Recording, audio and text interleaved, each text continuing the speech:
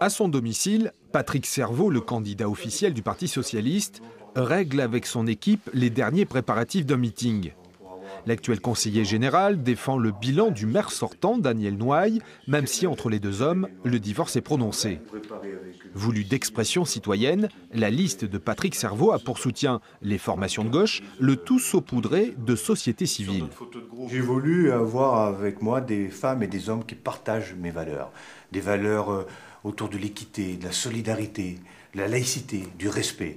Et cette liste d'expression citoyenne, je l'ai constituée avec des personnes qui sont membres du Parti socialiste, il y en a 8 exactement, mais également d'autres personnes qui sont adhérentes à des formations de gauche. Et il y a 19 personnes qui sont dans ce que l'on classe la société civile.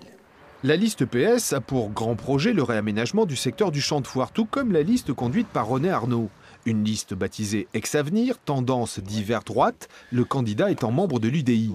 Particularité, à la dernière élection municipale, René Arnaud s'était incliné de seulement 14 voix, une défaite que le candidat veut donc salutaire. Depuis 6 ans, on a beaucoup travaillé sur la commune. On a été présent sur toutes les manifestations où on a pu rencontrer les Aixois. C'était pas pour se montrer, c'était pour être à l'écoute des Aixois.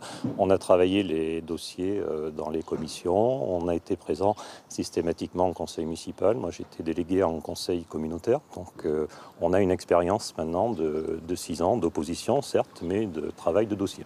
Mais contrairement à 2008, René Arnaud aura cette fois en concurrence directe son ancienne colistière, Colette Moliton, qui porte les couleurs de l'UMP avec le soutien de Chasse, Pêche, Nature et Tradition. Au programme, le développement économique, la libre entreprise et l'aménagement de la vallée de la Vienne. Le grand projet de Colette Moliton étant d'implanter une production d'électricité via des turbines sur la rivière qui traverse la commune.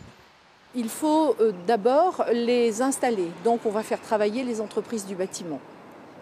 Il faut les maintenir, il y a une maintenance de ces turbines, donc ça fait aussi travailler les entreprises du bâtiment. Et puis il faut bien les faire fonctionner. Donc à terme, on a imaginé un ingénieur et 2 techniciens pour maintenir toutes ces turbines, parce qu'il faut travailler 24 heures sur 24 à certaines périodes de l'année. La succession au poste de Daniel Nouaille s'annonce donc ouverte dans cette commune qui compte près de 5500 habitants.